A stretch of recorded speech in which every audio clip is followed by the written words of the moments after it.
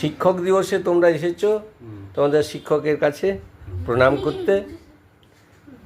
শিক্ষক মানেটা কি জানো? হ্যাঁ, কি? ভালোবাসা। টিচার।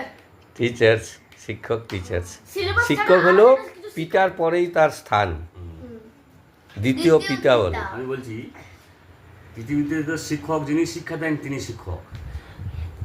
তার প্রাণ নিয়ে এমন শিক্ষক আছেন একজন যে নীরব নিসর্গ, যে শিক্ষা দেন বিদ্যতম অধ্যাপক হইতে তাহা পাওয়া যায় না। নিসর্গ মিনস এই প্রকৃতির কাছে আমরা বড় রকম শিক্ষা পাই। তিনি আমাদের বিশাল একজন বড় শিক্ষক। প্রকৃতির কাছ থেকে নীরব নিসর্গ যে শিক্ষা দেয় বিদ্যতম অধ্যাপক হইতে তাহা পাওয়া যায় না।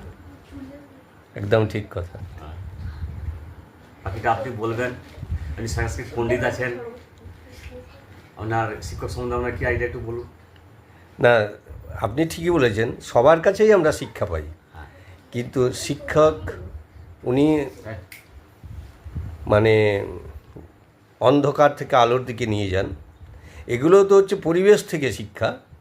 আর যে শিক্ষাটা জন্মের পর থেকে আমাদের মানে গুরুগৃহে বা শিক্ষালয়ে পাওয়া যায় সেটা হচ্ছে জ্ঞানের আলো। সেই জ্ঞানের আলোটা আলাদা। আর পরিবেশ থেকে প্রকৃতি থেকে যে শিক্ষাগুলো পাওয়া যায় সেগুলো আলাদা, দুটোর তফাৎ আলাদা। আবার প্রথম শিক্ষক হচ্ছেন মা বাবা। এই একটু আগে আলোচনা হলো যে শিক্ষক যেমন প্রকৃতি, নীরব নিসর্গ যে শিক্ষা দেয় বিদ্যতম অধ্যাপক হইতে তাহা পাওয়া যায় না। আমাদের প্রকৃতিও যে শিক্ষা দেন সেটা হচ্ছে শিক্ষা। আর শিক্ষক হচ্ছেন শিক্ষক তালবস্যয় হস্যই কয়েমূর্ধন্যস্য ক শিক্ষক।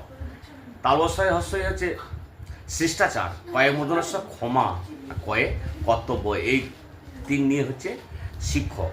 আর শিষ্য শ্বাস ধাতুর সঙ্গে ক পত্রই লাগে শিষ্য। শ্বাস ধাতু অর্থাৎ টু গভর্নর, অর্থাৎ শাসন করা। শ্বাস ধাতুর অর্থ তিনি শাসন করবেন, একে বলা হচ্ছে শিষ্য। আর শিক্ষক কেমন হবেন? স্বামী বিবেকানন্দের মতে শিক্ষক হবেন উদার।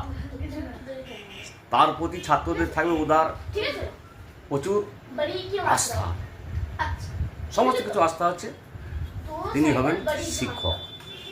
এটাই আমি বলতে চাচ্ছিলাম আর কি। আপনার কি মন্তব্য? আমি একটু না, খুব ভালো লাগলো শিক্ষক মশাই।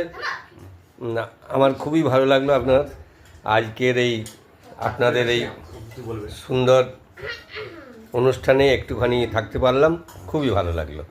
ঠিক আছে, ধন্যবাদ সকলকে।